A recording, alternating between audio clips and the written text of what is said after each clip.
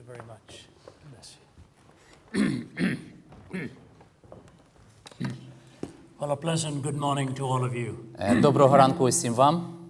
It's really an honor for me and my colleague Michael Ramsden to be here. Це велика честь для мене і для моєї колеги Майкла Рамсдена бути тут з вами. And towards the end, when we take your questions, he will join me on the platform. І наприкінці, коли в нас буде час для питань і відповідей, він приєднається до мене тут на сцені.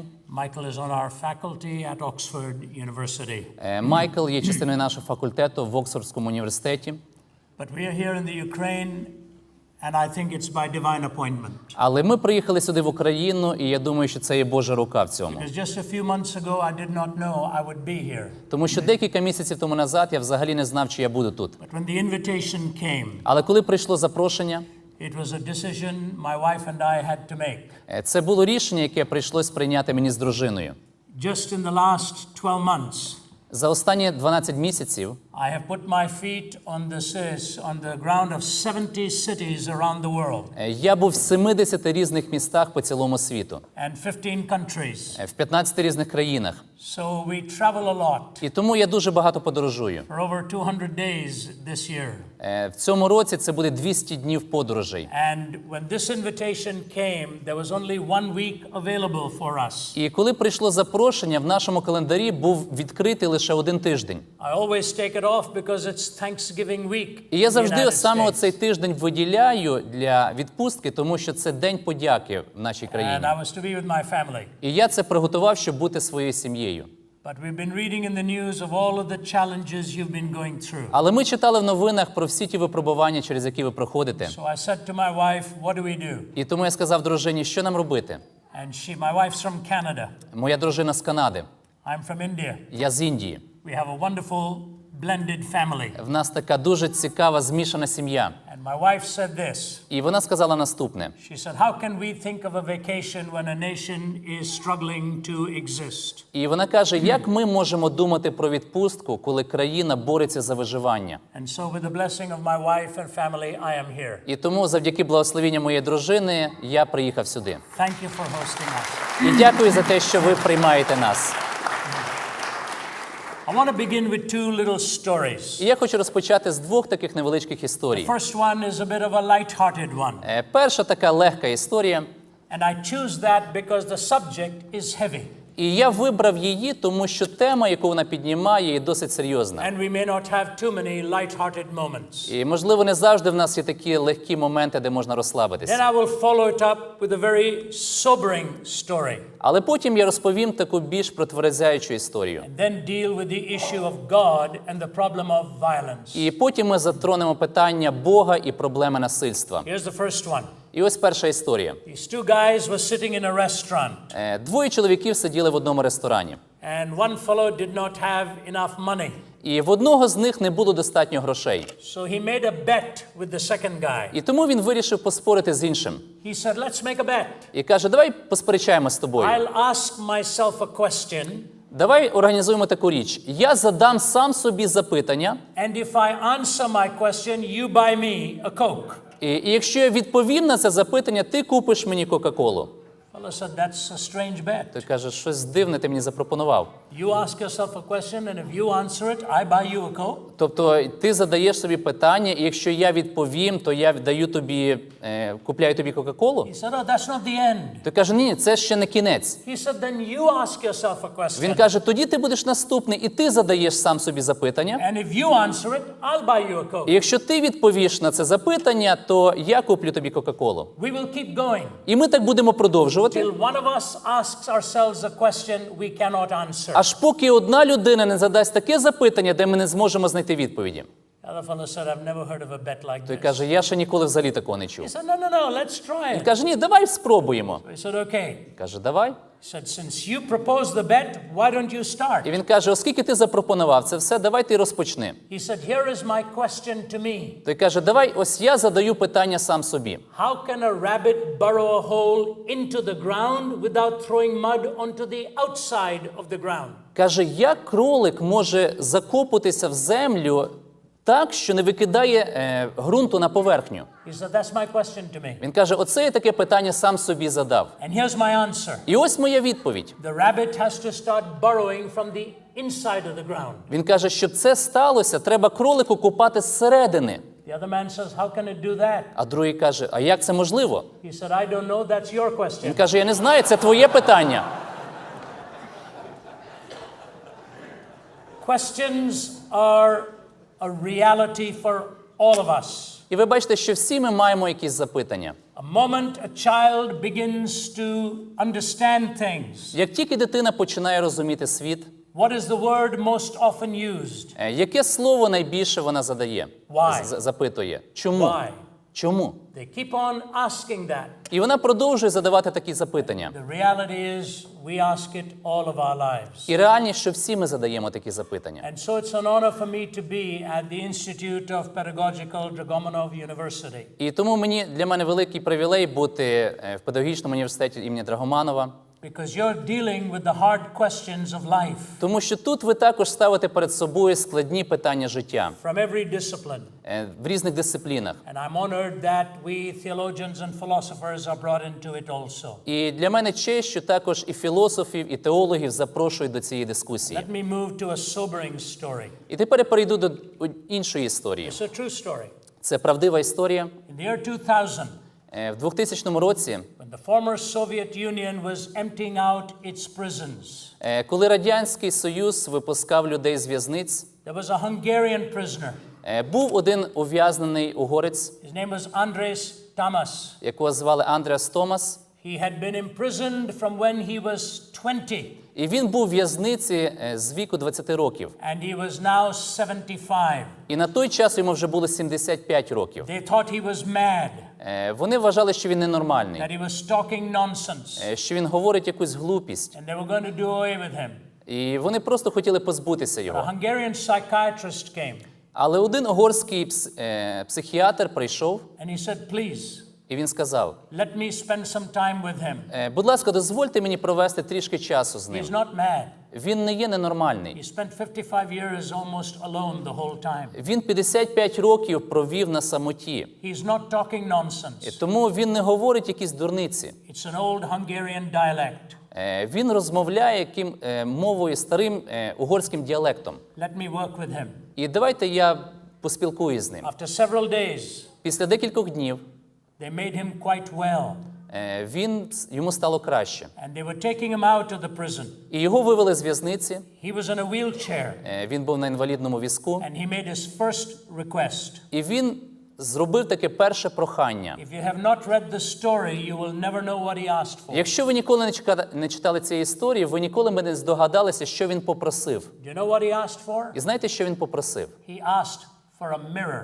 Він попросив дзеркало. He had not seen his face in 55 years. Тому що 55 років він не бачив свого обличчя. The last time he saw his face, he was 20. Останній раз, коли він бачив своє обличчя, йому було 20 років. Now at age 75, he was a wizened old man. І тепер у віці 75 років він вже був старим чоловіком. They gave him a mirror, Йому дали дзеркало, and he looked at it він подивився в нього. for maximum about 1 or 2 seconds. Максимум десь 1-2 секунди. Then he turned the mirror down, І тоді він поклав його. and he put his face in his hands, І він закрив руками обличчя, and he cried uncontrollably. і він просто почав неконтрольовано плакати. I told this story in Washington, D.C. to a gathering of political leaders and all І that. я розповів цю історію в Вашингтоні, Ді.Сі, на зустрічі політичних лідерів. There was a Hungarian man in the audience. І там був один чоловік з Угорщини. He came up to me. Він підійшов до мене, He said, I know Andres Tamas. і він каже, я знаю Андреаса Томаса. I know what you have said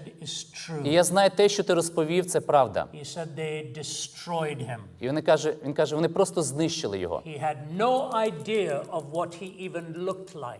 Він навіть не міг уявити, як він виглядав. And so here's my thought to you. І ось моя думка до вас. When we talk of violence, Коли ми говоримо про when насильство, we talk of evil, коли ми говоримо про зло, when we talk of all these terrible things, коли ми говоримо про жахливі речі, які what is the відбуваються, starting point? з чого почати?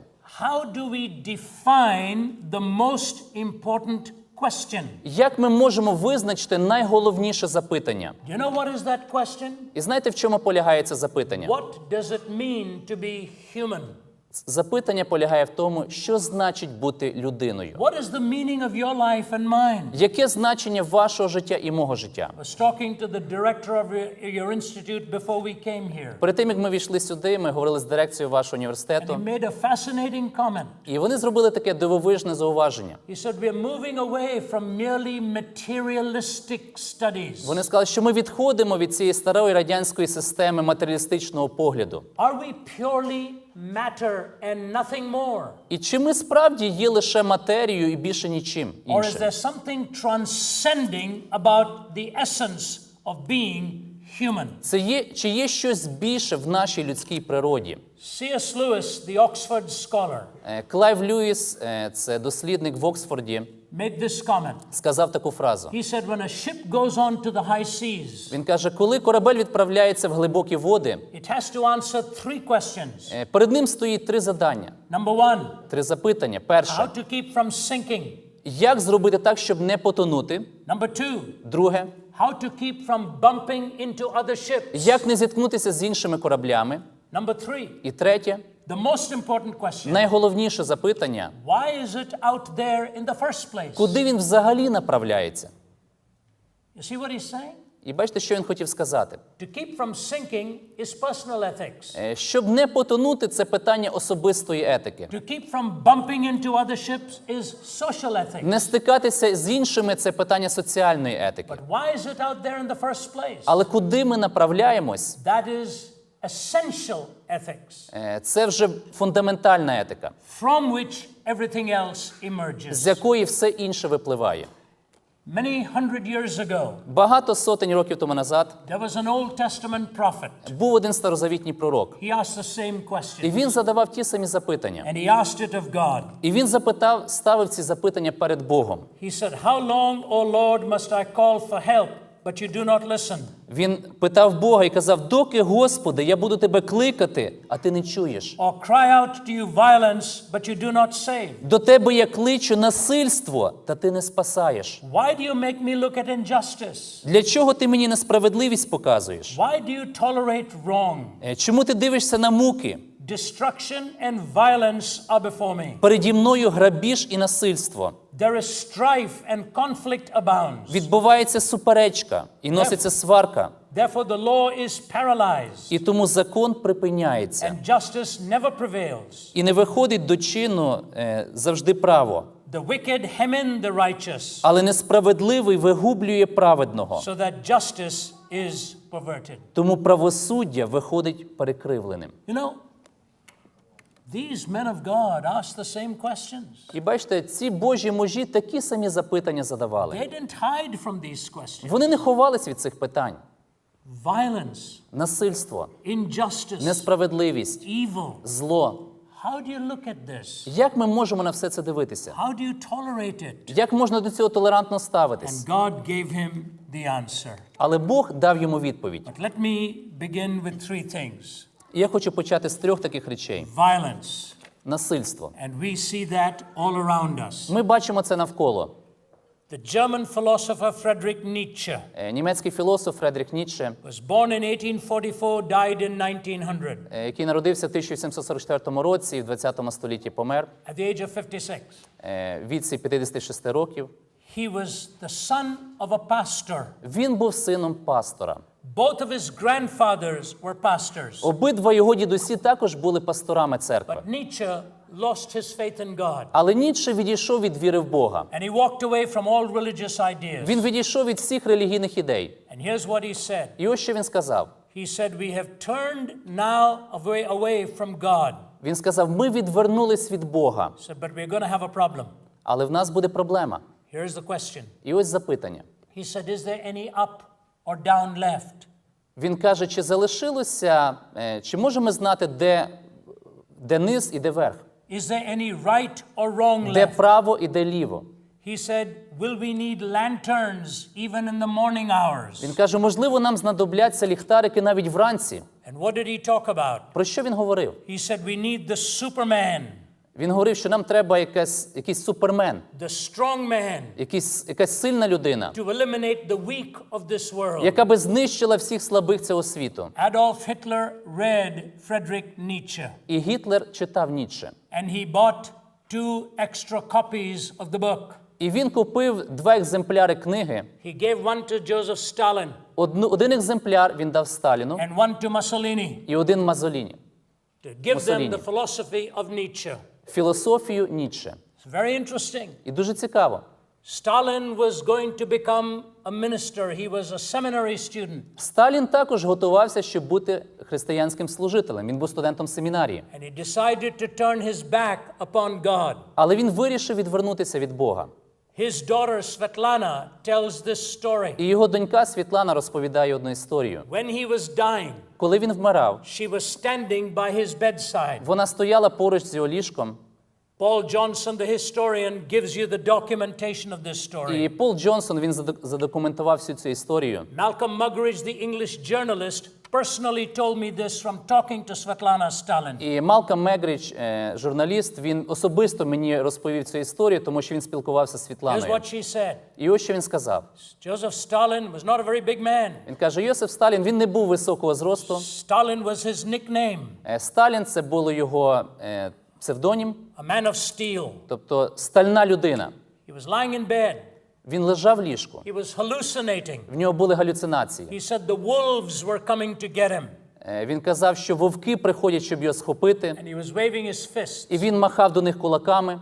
And Svetlana says this. І Світлана каже наступне. He did one last physical act. Він зробив останню фізичну дію. He sat up in bed Він сів в ліжко, and he clenched his fist to the heavens one more і time він останній раз протягнув кулак до неба. and put his head back on the pillow І тоді опустив руку, and he was gone. і на цьому помер. What you believe about God and man dictates how you treat your fellow human being. Те, що ви вірите про Бога і про людину, воно впливає на те, як ви ставитесь до людей. It's a logical outworking. Це логічний наслідок. And I look at Habakkuk here raising the question. І я дивлюсь на ті питання, які піднімає пророк Авакум, Talks about violence. де говорить про насильство. What happened in the 20th century? І що ми бачимо в 20 See, столітті? here's what Nietzsche said. Ось що сказав Ніцше. He said, God has died in the 19th Він century. каже, Бог помер в 19 столітті. Philosophically died. Філософськи помер. He said, two things will happen in the 20th century. І він сказав, 2 речі стануться в 20 столітті. Number one, a madness will break out. Перше, почнеться щось неймовірне. A universal madness. Просто безумство And he said, почнеться. number two, І друге, the 20th century will become the bloodiest century in history. 20 століття стане саме кровопролитним століттям в історії людства. He was right. І він був правий. In the 20th century, we killed more people than the previous 19 centuries put together. В 20 столітті було вбито більше людей, ніж за всі попередні 19 віків. And Nietzsche spent the last 14 years of his life half insane. І Ніцше провів останні 14 років свого життя в такому напівбезумному стані. Here are the statistics. І ось що каже статистика. In the 17th century, В 17 столітті in Europe, в Європі 3.3 million people killed in battle. 3,3 мільйона людей були вбиті в війнах. In the 18th В century, 18 столітті 5.2 million in Europe. 5,2 мільйона людей. In the 19th century, В 19 столітті 5.5 million. 5,5 мільйонів людей. In the 20th В century, 20 столітті, when they stopped counting after 1970, коли вже перестали рахувати після 1970 року, 28 million were killed in Europe alone. 28 мільйонів були вбито тільки в Європі. This does not include the purges in some of the major countries of the world. І це не включає ці чистки, які відбулися в багатьох інших країнах світу. Just think of that. І подумайте про це. The millions. Мільйони. If you add the purges in countries 50, 60 million and so on, Якщо додати інші країни, можливо, буде 50-60 мільйонів людей. became much more than that. Набагато більше. Actually, much more than 100 million. Реально набагато більше, ніж 100 мільйонів людей, when you tally the 20th century. коли ви врахуєте все 20 століття. So this historian wasn't even counting the political purges. І ми бачимо, що тут навіть не враховувалися політичні чистки. If you look at those numbers, they Якщо are staggering. додати ще ті числа, то це взагалі буде вражаюча цифра. It shakes you up on the Це inside. просто потрясає нас зсередини. You know the story. І ви знаєте всі ці історії. You've read the story. Ви читали ці історії. Violence. Насильства. We see it. Ми це все бачили. Then there was a second reality he asked about. Але є друга реальність, про яку він запитує. Injustice. Це несправедливість. So much of injustice. Стільки несправедливості. You go to a court of law. Ми йдемо в суд. One American philosopher of law has said this. Один американський юрист, філософ сказав You наступне. have to listen carefully. Послухайте уважно. Ours is an age where ethics has become obsolete. Він каже, ми живемо в такому віці, де етика просто зникла. It is superseded by science, Її замінила наука. deleted by psychology, Її стерла психологія. dismissed as emotive by philosophy. Філософія змістила її як мотив. It is drowned in compassion, Вона потонула в співчутті. evaporates into aesthetics, Вона випарувалась в естетиці. and retreats before relativism. І вона відступила перед релятивізмом. The usual moral distinctions І те моральне розрізнення between good and між bad добром і злом have simply drowned in an emotion сьогодні потонуло в емоціях, in which we feel more sympathy де ми більше відчуваємо симпатії for the murderer до than for the вбивці, murdered, ніж до того, кого вбили. for the adulterer Ми than for більше the відчуваємо betrayed, симпатії до перелюбника, ніж того, кого зрадили. and in which we have actually begun to believe І ми фактично почали вірити, that the real guilty party, що справді винна сторона the one who somehow caused it all, – це той, хто все спричинив, is the victim and not the perpetrator of the crime. і це є жертва, його вина, а не того, хто вчинив злочин. We're now blaming the victim. Тепер ми звикли звинувачувати жертву. I was in one country Я був в одній країні, and asked to come on a television program і мене запросили на одне телевізійну because програму, a politician had made an incredible statement. тому що політики сказали таку неймовірну фразу. A woman had been raped brutally that week. Одну жінку зґвалтували дуже жорстоко. And here's what the politician said. І ось що сказав один політик. It all has to do with the way she dresses. Він каже, це все вина в тому, як вона одягалася. And the women in the country were outraged. І жінки в цій країні просто були в шоці. They say, so you're now blaming the victim Вони сказали, тобто ви звинувачуєте жертву for what this man did? за те, що зробив цей чоловік? This is where ethics is moving. Куди рухається етика наша? You're starting to blame the victim Тепер rather ми than the perpetrator починаємо of the crime. звинувачувати жертву, а не того, хто вчинив злочин. This happens in war. Це стається в війнах, This happens in communities. це стається в общинах, And this happens all the time. і це стається навколо нас. Violence Насильство, Injustice. несправедливість and evil. і зло.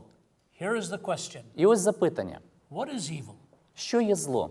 How do we define evil? Яке визначення ми можемо дати злу? Some leaders will call other nations evil. Деякі лідери називають іншу країну злом. And they return the same word and talk about this nation as А evil. ті у відповідь називають ту країну злом. How do we define evil? Яке визначення зла ми можемо And дати? here's my suggestion to you. І ось моя пропозиція для вас. You can never define evil until you first define purpose. Ви ніколи не зможете дати визначення зла, поки ви не дасте визначення цілі. See, if I take a car Якщо взяти машину, and run over somebody, якщо я на цій машині переїду когось, can I blame the automobile manufacturer? чи можу я звинувачувати виробника автомобілів? Can I say if he didn't make the car, I would not kill? Чи можу я сказати, якщо б він не створив цієї машини, я би не вбив нікого? That's not what the car is made for. Машини не для цього створювались. You have to first identify purpose. Вам потрібно спочатку визначити ціль. So that has to come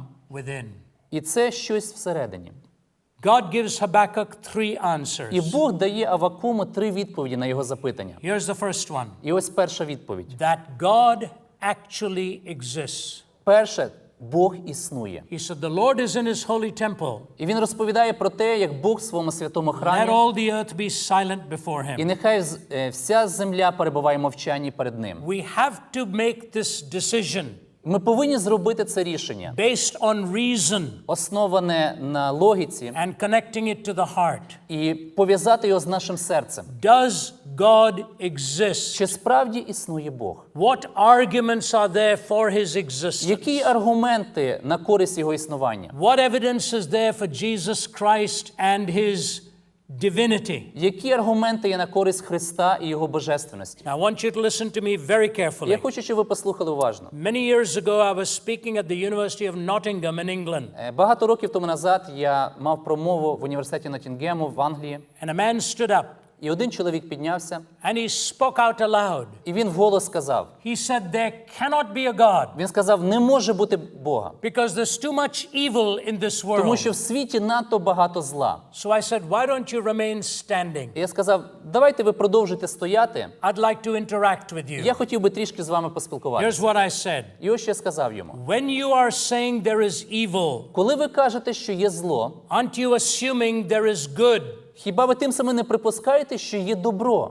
He said, yes. Він каже, так. I said, when you assume there is good, Я кажу, якщо ви припускаєте, що є добро, aren't you assuming there is a moral law by which to differentiate between good and evil? хіба тим самим ви не припускаєте, що існує певний моральний закон, за допомогою якого ми розрізняємо добро і зло? He struggled with this for a moment. Йому трішки було важко відповісти And I відразу. told him what Bertrand Russell said, the philosopher. І я йому сказав то, що сказав колись Бертран Рассел. When Bertrand Russell was debating a theistic philosopher, Коли Бертран Рассел мав діалог з теїстичними філософами, Russell was an atheist, Рассел був атеїстом, and he's debating the theist. і він мав діалог з теїстами. And the theist says to him, І теїст сказав йому, Mr. Russell, містер Рассел, how do you differentiate between good and bad? як ви розрізняєте між добром і злом? Russell said, the same way I differentiate between blue and green. І Рассел каже, точно так само, як я розрізняю між зеленим і синім. The other philosopher said, wait a minute. Інший філософ сказав, зачекайте. You differentiate between blue and green by seeing, don't you? Ви розрізняєте синє і зелене, дивлячись на нього, правда? Russell said, yes. Він каже, так. He said, how do you differentiate between good and bad? Він каже, але як ви розрізняєте добро і зло? You know what Bertrand Russell said? І знаєте, що Рассел сказав? He said, on the basis of my feelings, Він what каже, else? на основі своїх відчуттів. А що ще інше? Fascinating answer. Дуже дивна відповідь. If I were talking to Bertrand Russell, I would have to ask him this question. Якщо би я розмовляв з Расселом, я би задав йому наступне запитання. In some cultures, they love their neighbors. В деяких країнах люблять свого ближнього, In other cultures, they eat their в neighbors. інших країнах їдять свого ближнього. Do you have any personal preference? Ви віддаєте перевагу якій стороні? I remember doing a lectureship at Oxford some years ago. Я пам'ятаю, мав одну лекцію в Оксфорді декілька And років a тому young man назад. walked forward, І один молодий чоловік вийшов and наперед. others were following him За ним були інші люди. because he was their bulldog.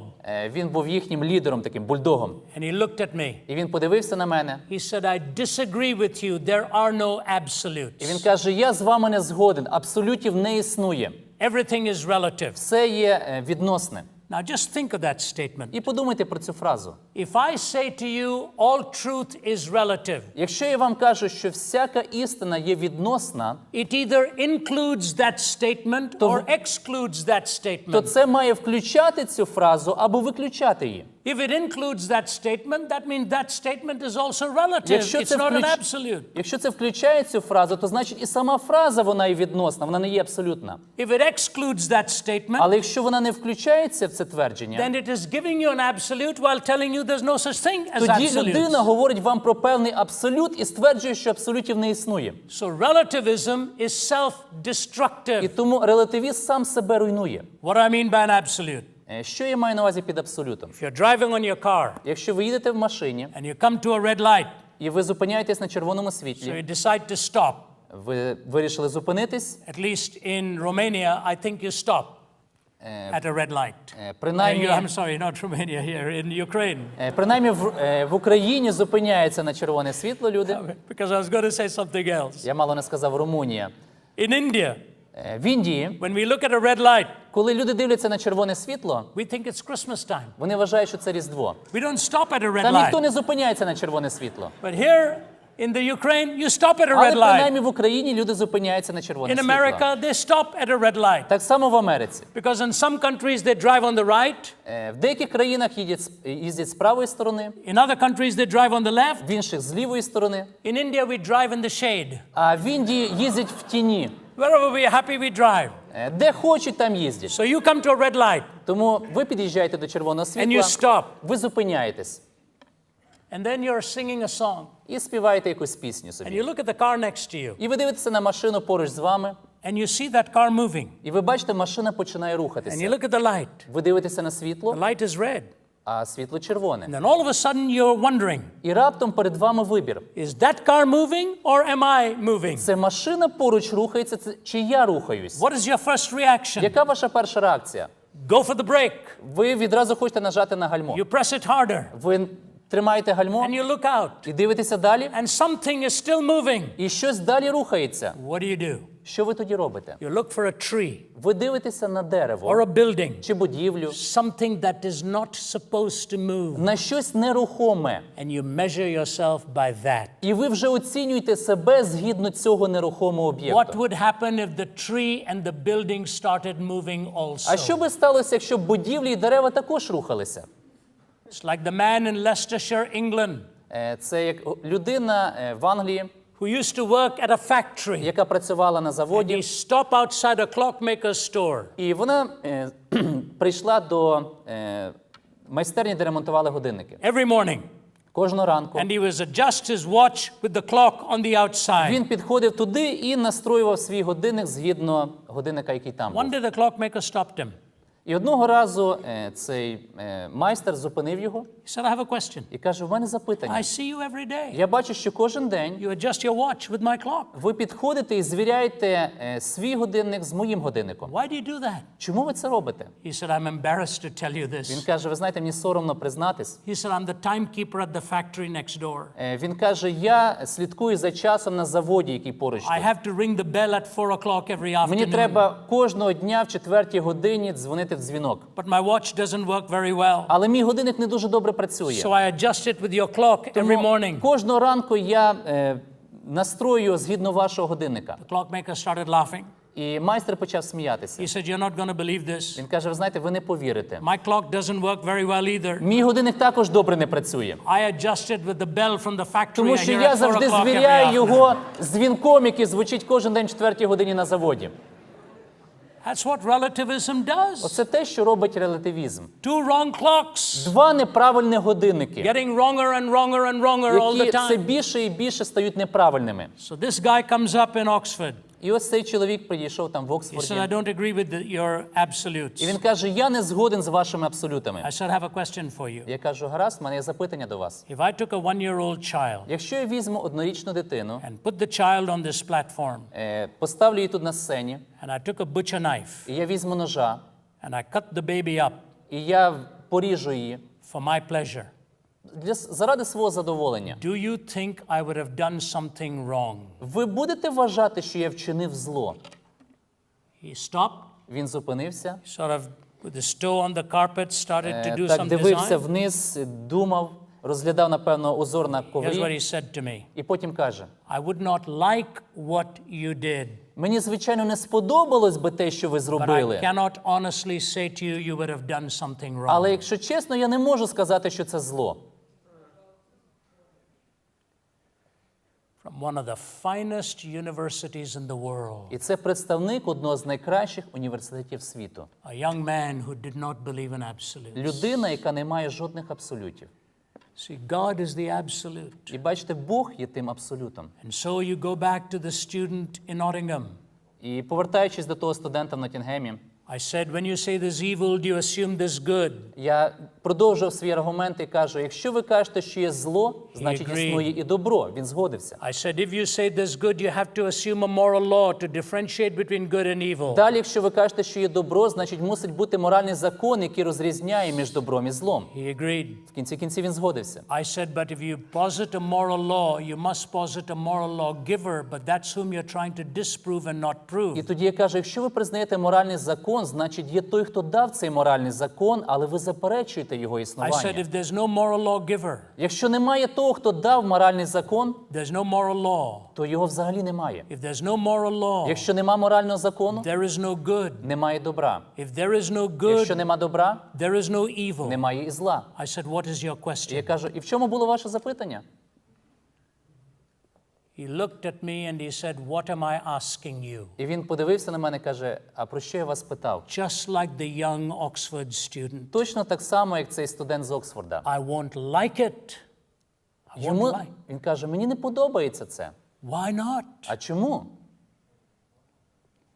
Because intuitively you know that for a human being to be so cruel to a baby for his pleasure, something is wrong. Тому що інтуїтивно ми всі знаємо, що проявляти насильство по відношенню до дитини це є зло.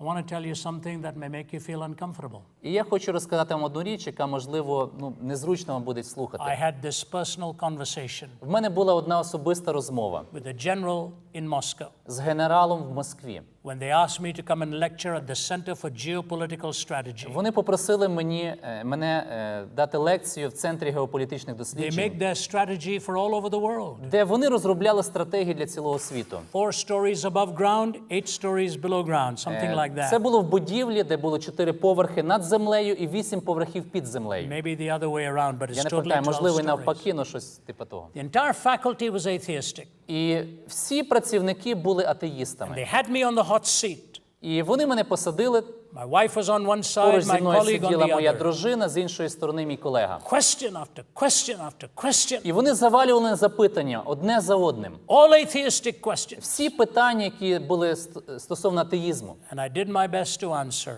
І я робив все можливе, щоб дати їм I відповіді. want to tell you two things. І хочу дві речі сказати. The head of all of the faculties Голова, відповідальний за всіх цих працівників, had the faculty line up behind him він построїв всіх працівників за собою, to shake hands with the three of us. щоб потім привітати нас. And when he shook my hand, І коли він пожав мені руку, here's what he said. він сказав таку річ. He said, Mr. Він Zacharias, каже, містер Захаріас, I want to thank you for coming я here. хочу подякувати вам, що ви приїхали до нас. I want to tell you something. І я хочу вам сказати, I believe what you've told us about God is true. я вірю, що все те, що ви нам говорили про Бога, це правда. But it's very difficult to change after 70 years of believing a lie. Але після 70 років віри в брехню дуже важко змінитися. I just stared at him, І я просто дивився на нього, took his arm, я взяв його руку, and he presented me with the New Testament. і він дав мені новий заповіт Said, keep this with our best wishes. з найкращим побажанням. The general who invited me took my wife and me out for dinner. І той генерал, який запросив нас, потім взяв мене з дружиною на And I обід. said, General, I want to tell you this І question. я сказав, пане генерале, я хотів вам задати запитання. I'd hinted at it in my talk. Я вже про це згадував в своїй промові. Please allow me to share І this кажу, with you. дозвольте, розкажу вам про це. When Stalin was destroying millions of lives, Коли Сталін знищив мільйони людей, a Western diplomat came to see him один західний дипломат приїхав до нього в гості and asked him this question. і задав йому таке запитання. How long do you plan to keep doing this Скільки часу ви плануєте продовжувати це and робити? still expect your people to follow you? І очікувати, що люди будуть йти за вами далі? Here's what he said. І ось що він сказав. He called the waiter Він покликав помічника, and asked for a chicken. офіціанта і попросив курку. And he took the chicken Він взяв курку and started to take the feathers out of the chicken і почав виривати пір'я з курки. till the chicken was completely denuded. Аж поки повністю курка була без пір'я, He put the chicken down, він поставив її на землю, took a piece of bread, потім взяв хліба, walked away, відійшов and bent down like that. і схилився. The chicken came over, Курка підійшла, stood between his legs to get some warmth. стала між його ногами, щоб зігрітися трошки. Put his hand down. Він опустив свою руку, The chicken started to peck away at the bread. і вона почала клювати цей хліб. He said, do you have your answer? Він каже, ось ваша відповідь. I have tortured this chicken. Я мучив цю курку, It will follow me for food the rest of its але life. вона буде йти за мною, тому що я її годую решту свого життя. People are like that chicken. Люди схожі на цю курку. You torture them, Ви можете їх мучити, and they will follow you for food the rest але of their заради lives. їжі вони будуть йти решту свого життя за тобою. General was sitting across the table, my wife next to me. І ось цей генерал сидів поруч зі мною за столом, поруч була моя His lips дружина, started to quiver, і його губа почала трястись. and the tears started to fill his Почали сльози eyes. з'являтися на його обличчі. I had the privilege of praying with him that day І в мене був привілей молитися з ним того дня, as he submitted his life to God. що він віддав своє життя Господу. He said, without that we have no І answers. він каже, без Бога в нас нема відповідей. As a theologian, I say that to you. І як богослов я говорю це вам. God gives you dignity, Бог дає вам достоинство. not the state, Не держава, not culture. не культура. You are created by an infinitely worthy God. Тому що ви створені безмежним, достойним Богом. I have no right to violate you. І я не маю жодного права вчинити вам зло. You have no right to violate me. Ви не маєте жодного права вчинити зло You мені. and I are made with essential worth. Тому що ми створені з вами з You достоинством. know what's wrong with the world today? І знаєте, що не так сьогодні світом? Ideology and power dictate value, Ідеологія і влада диктує цінності. when value should be dictating ideology and politics. В той час, як цінності повинні диктувати ідеологіям і політиці. Whether you're rich or poor, Але чи ви багатий, чи бідний? whether you're educated or Чи ви uneducated, освічений, чи не освічений? your essential worth does not change. Ваше достоинство не змінюється від того. God is, Бог є. and because of that, you have value. І через те ви маєте цінність. I have value. Я маю цінність. Habakkuk got a second answer. І Авакум також пропонує нам другу відповідь. God acts. Він каже, Бог діє. God acts in history. Бог діє в історії. He acts in your life and mine. Він діє в вашому житті і в моєму житті. We can test it out. І ми можемо це випробувати. When I was 17 years old, Коли мені було 17 років, I didn't believe in God. я не вірив в Бога. I had no interest in religious В мене не things. було жодного інтересу в релігії. And I had no meaning. І в мене не було змісту And також I житті. tried to take my own life. І я спробував закінчити життя My father самогубством. was a powerful man in the Indian government. Мій батько був дуже впливовою людиною в уряді He Індії. was shocked at what I'd tried to І do. він був просто шокований тим, що я спробував зробити. And I lay in that bed. І ось я лежав в ліжку, The doctors thought 4 or 5 days and I'd be gone. і лікарі вважали, що ще 4-5 днів і я помру. But a man walked in with the Bible. Але один чоловік прийшов з Біблією. I'd never opened a Bible in my life. До того я ніколи раніше не відкривав Біблії. I didn't even know anything about it Я навіть взагалі нічого не знав про це. until he opened it to the Gospel of John Аж поки він не відкрив її на Євангелії від Івана. and wanted to read it. І він захотів прочитати. My mother said, you can't do it. Але моя мати сказала ні.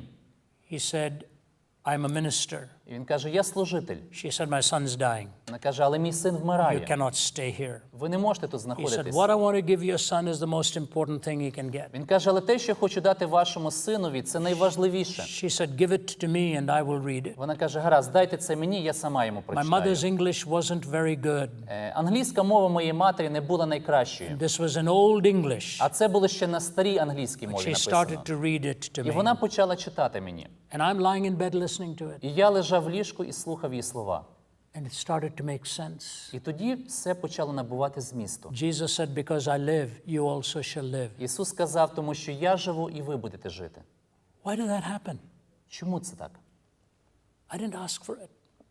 Я не просив цього. Why did he come into my room? Чому він прийшов, ця людина зайшла в мою I кімнату? didn't ask for a Bible. Я не просив Біблії ні в кого. See, God works at an appointed time. Але знаєте, Бог працює в правильний час. That's what he said to Habakkuk. І це те, що він сказав Авакуму. Let me tell you a fascinating story Я хочу розповісти вам одну дивовижну from the історію. Reader's Digest. Це з рідерського дайджесту. Then I will close with my last І point. потім закінчу останнім пунктом. There was a man by the name of Marcel Sternberger. Був один чоловік, якого звали Марсель Стенбергер. Lives in New York. Він живе в Нью-Йорку. And he went to visit a sick friend. І одного разу він відвідав свого хворого друга. So he got onto the Brooklyn subway train І він сів на поїзд метро в Брукліні at 1 in the afternoon. в першій годині дня. He'd never been on that train before Він ніколи не їздив на метро до того, because every morning he used to go to work. тому що кожного ранку він ходив на Gets роботу. into the train. І ось він сідає в It поїзд. was packed. Він був переповнений. But just as he got in, one man stood up and started to go out. І як тільки він зайшов туди, одна людина встала і почала виходити. So Marcel made a beeline and sat down there. І Марсель швидко сів на те місце. But the man next to him was reading a newspaper like this. І людина, яка сиділа поруч, читала газету. And Marcel is leaning back. І Марсель так збоку And he подивився. looks at the newspaper. І він дивиться на цю газету. He says, "Are you Polish?" І він каже, ви поляк? He said, "No, but I understand it." Той каже, ні, я не поляк, але я розумію польську мову. He said, "Why are you reading the paper in Polish Він here?" каже, а чому ви читаєте газету на польській He мові? said, "I'm actually looking for my wife." Він каже, я шукаю свою дружину. He said, "What do you mean you're looking for your wife?" Він каже, що ви маєте на увазі, шукаю дружину? He said, "You know, I'm from Hungary, Він каже, я сам з Угорщини, in Debrecen. Debrecen in Hungary.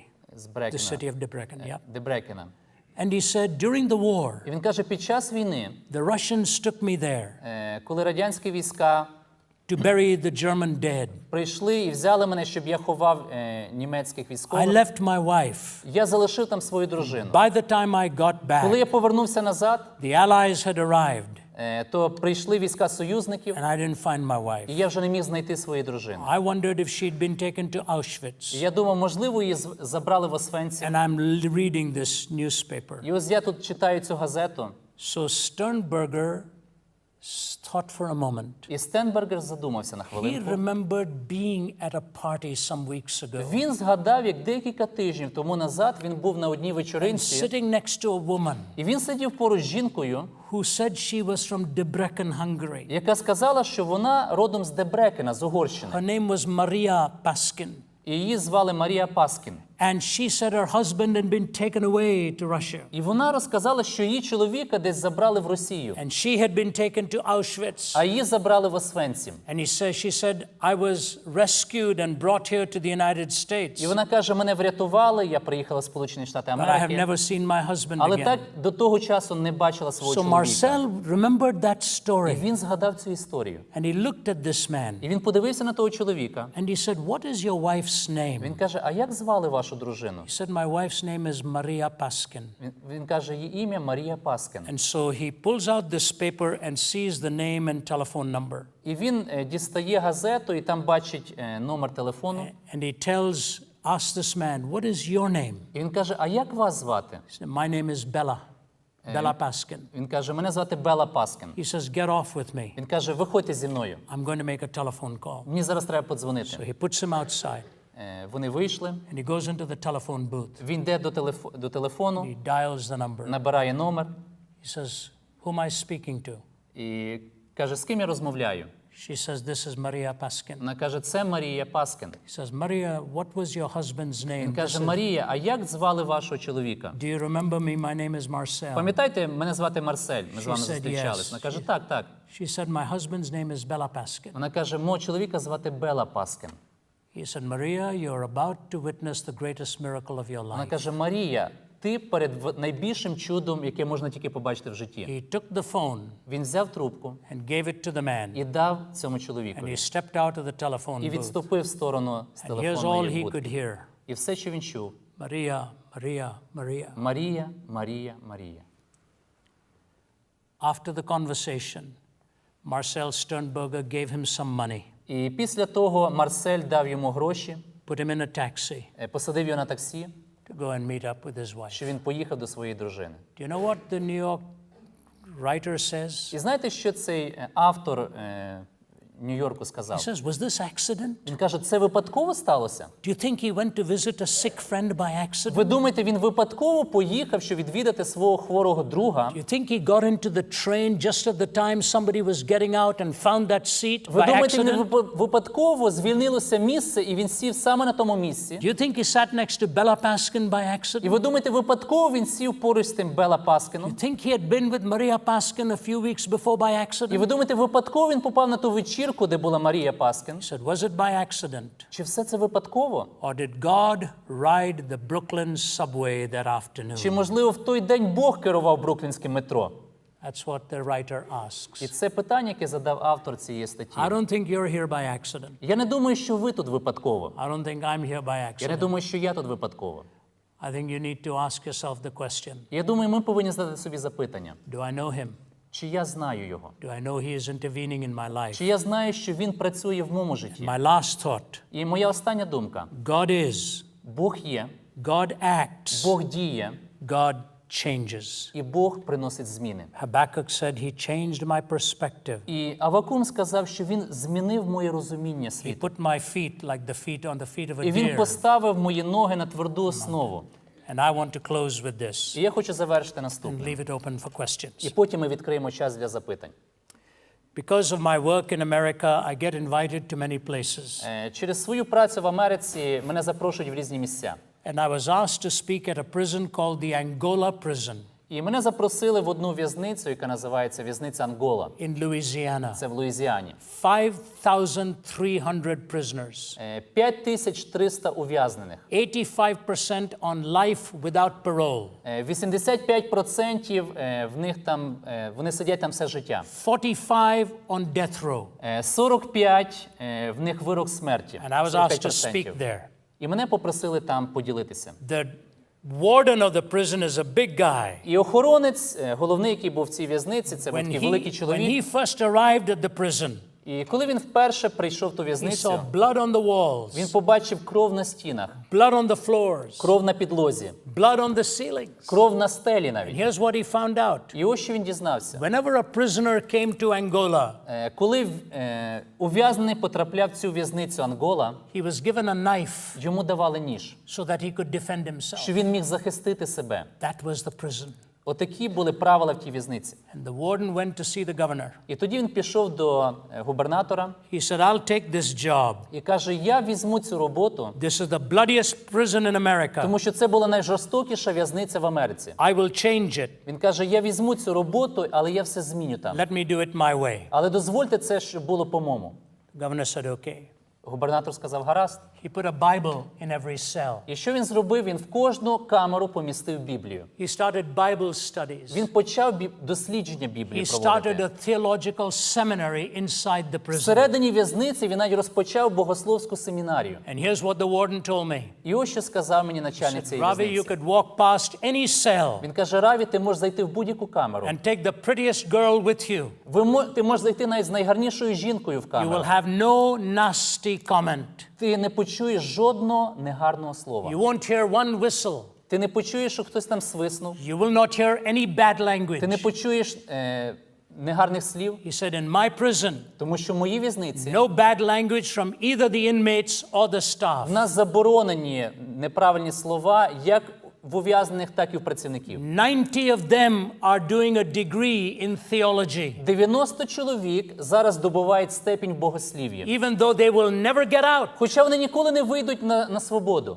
And you know what he told me? І знаєте, що він сказав? We've turned gangs of murderers into gangs of pastors. Ми перетворили банди вбивць на банди пасторів. My meal was prepared by prisoners. My meal that I ate Він there. каже, те, що я їм, та їжа, яку я їм, її готують ув'язнені. And I preached to all of them. Я їм проповідую. At the end of it, one man came up to me. І в кінці один чоловік підійшов до мене. He had led in worship. Він вів їхнє поклоніння Богові. So I said to him, І я сказав йому, you're a prisoner here. я кажу, ви ув'язнений, так? He said, yes. Він каже, так. I said, will you ever get out? Я кажу, ви взагалі маєте можливість вийти на свободу? He said, no, sir. Він каже, ні, I'm here for life. я тут на все життя. I said, how does it feel? Я кажу, і які у вас відчуття? Here's what he said to me. І ось що він сказав. He said, Mr. Zacharias, Він каже, містер Захаріас, if you knew what I was like before I came here, якщо б ви знали, якою я був людиною до того, як я потрапив сюди, I want to tell you something. то я хочу вам сказати. For the first time in my life, I am really free, even though I'm in a prison. Вперше в житті я по-справжньому вільний, хоча зараз я в в'язниці. Because I found God in my life. Тому що я знайшов Бога в своєму He житті. said, pray for my family. І він каже, моліться за мою сім'ю. They're outside this prison. Тому що вони за межами в'язниці. They think they are free, Вони думають, що вони на свободі, but inside they're in chains. але всередині вони в рабстві. Said, I will spend the rest of my life here Я проведу решту свого життя тут, because I'm a free man on the inside. тому що я вільна людина всередині. I've now found Jesus Christ. Тому що я прийшов до Христа. And he hugged me, І він обняв мене. and I bid him goodbye. І ми попрощались. Violence насильство, injustice, несправедливість, evil. зло. God, will you say anything? Боже, що ти скажеш на все це? And God answers, І Бог відповідає the reality of God. реальністю свого існування, God works at an appointed time, тою роботою, яку Бог здійснює в особливі часи. and God changes your perspective. І Бог, який міняє нашу перспективу, That наше was the бачення. answer God gave to Habakkuk, Це ті відповіді, які Бог дав пророку Авакуму. and it changed the way he looked at І це reality. змінило те, як він дивився на реальність.